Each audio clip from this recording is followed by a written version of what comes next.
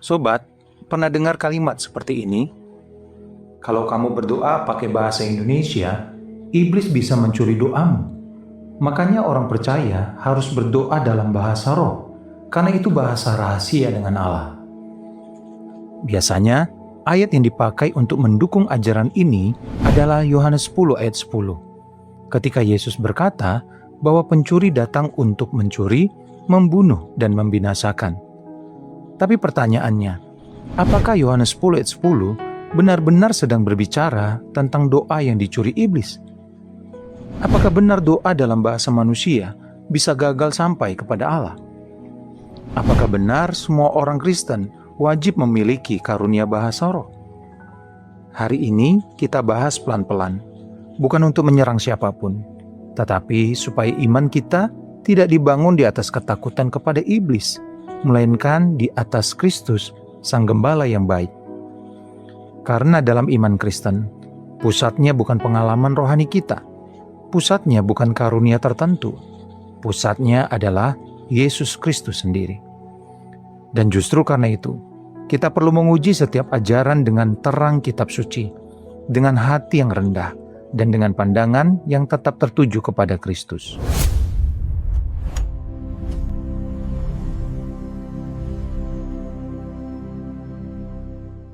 Sekarang, mari kita mulai dari ayat yang sering dipakai, yaitu Yohanes 10 ayat 10. Di situ, Yesus berkata bahwa pencuri datang untuk mencuri, membunuh, dan membinasakan. Lalu Yesus berkata, "Aku datang supaya mereka mempunyai hidup." Nah sobat, dari kata mencuri ini, sebagian orang lalu membuat kesimpulan, berarti iblis bisa mencuri doa. Jadi kalau kamu berdoa dengan bahasa yang dimengerti, doa itu bisa dicuri. Maka kamu harus memakai bahasa roh. Masalahnya sobat, ini bukan konteks Yohanes 10. Yohanes 10 tidak sedang membahas teknik doa, tidak sedang membahas bahasa doa, tidak sedang membahas doa yang bocor, doa yang gagal sampai kepada Allah, atau doa yang disadap iblis. Yohanes 10 sedang berbicara tentang Yesus sebagai gembala yang baik. Di bagian itu, Tuhan Yesus sedang membedakan antara gembala yang benar dan pencuri atau perampok. Pencuri datang untuk merusak kawanan, tetapi Kristus datang sebagai gembala yang memberikan hidup kepada domba-dombanya. Jadi, ketika Yesus berkata, pencuri datang untuk mencuri, membunuh, dan membinasakan, maksudnya bukan iblis mencuri kalimat doa kita di udara. Maksudnya adalah ada kuasa jahat, pengajar palsu, dan gembala palsu yang merusak umat Allah, menyesatkan mereka dari Kristus, dan membawa mereka jauh dari hidup yang sejati. Dengan kata lain, Yohanes 10 ayat 10 bukan ayat tentang doa yang dicuri. Yohanes 10 ayat 10 adalah ayat tentang Kristus yang menjaga domba-dombanya. Ini penting sekali, karena kalau kita salah membaca ayat ini, kita bisa membangun ketakutan yang tidak perlu. Orang jadi takut berdoa dengan kata-kata biasa, takut doanya tidak sampai, takut doanya dicuri, takut iblis lebih kuat daripada relasi kita dengan Allah. Padahal doa dalam iman Kristen bukan seperti paket yang dikirim lewat jalan rawan perampokan. Doa Kristen adalah seruan anak kepada Bapa. Tuhan Yesus sendiri berkata di dalam Matius 6 bahwa Bapa mengetahui apa yang kita perlukan sebelum kita meminta kepadanya. Jadi, bahkan sebelum kata-kata itu keluar dari mulut kita, Bapa sudah mengetahui isi hati kita. Ini menghancurkan konsep bahwa doa bisa gagal sampai kepada Allah hanya karena iblis mendengarnya. Allah bukan pribadi yang lemah. Allah bukan seperti manusia yang harus menunggu pesan terinskripsi supaya tidak disadap.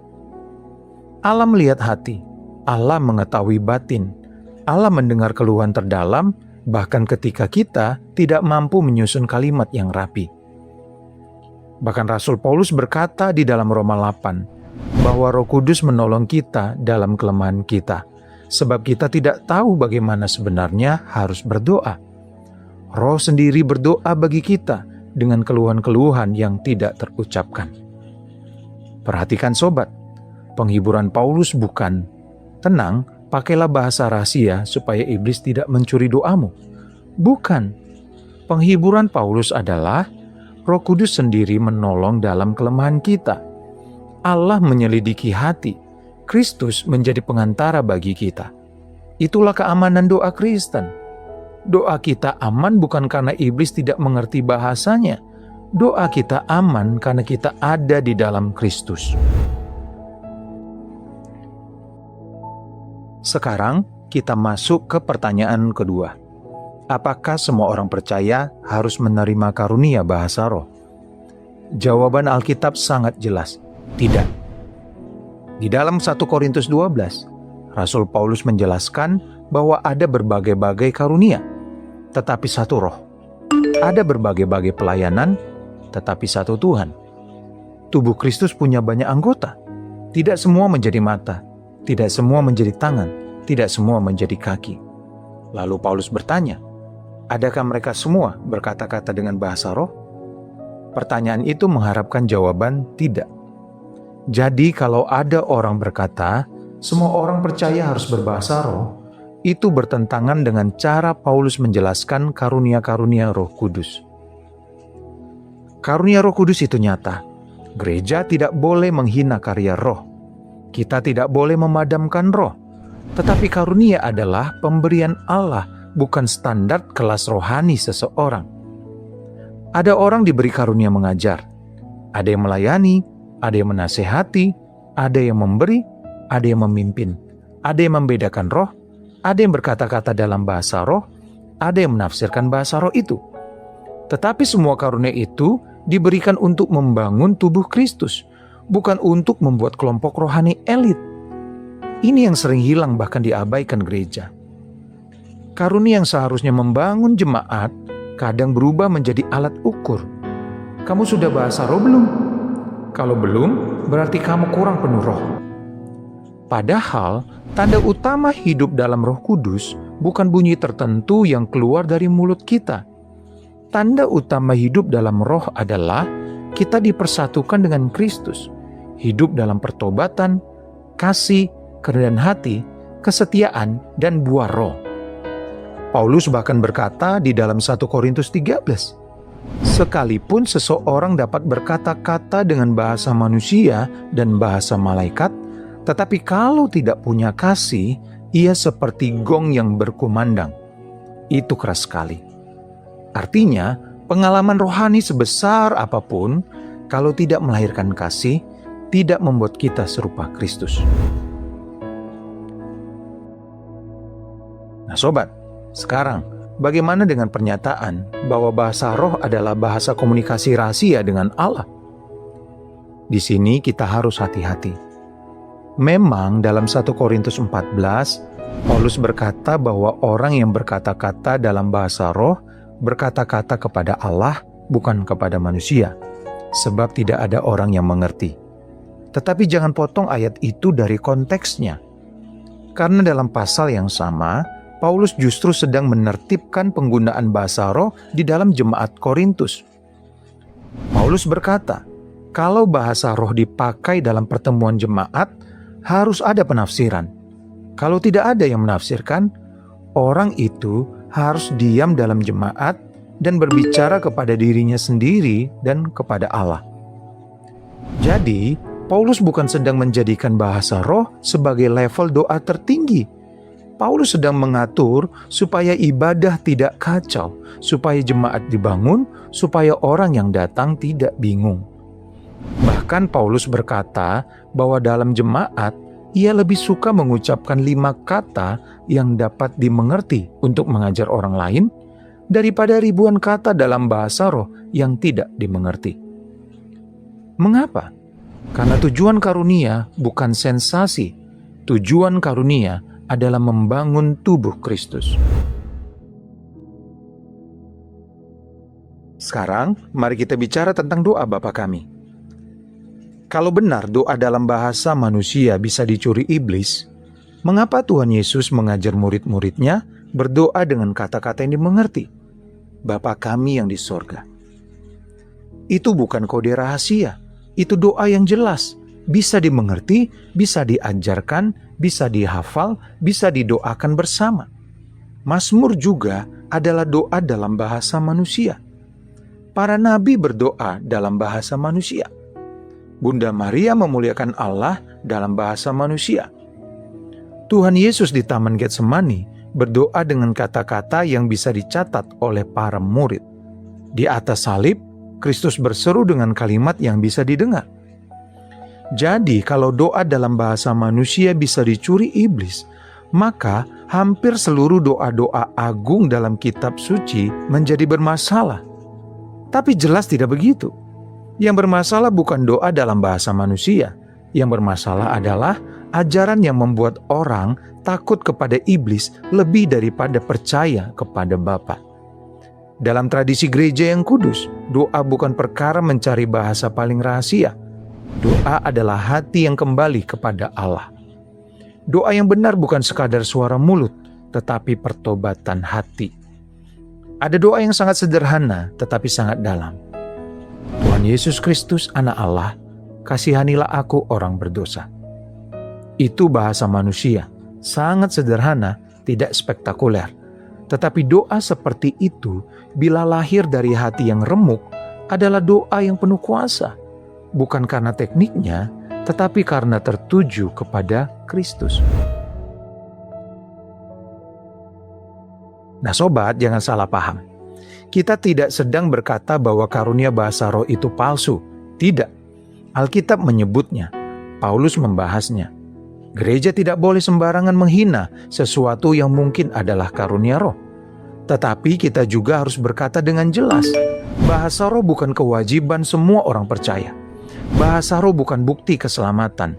Bahasa roh bukan meteran kedewasaan rohani. Bahasa roh bukan sistem antisadap dari iblis. Bahasa roh bukan alasan untuk merendahkan doa yang sederhana. Karunia harus tunduk kepada Kristus.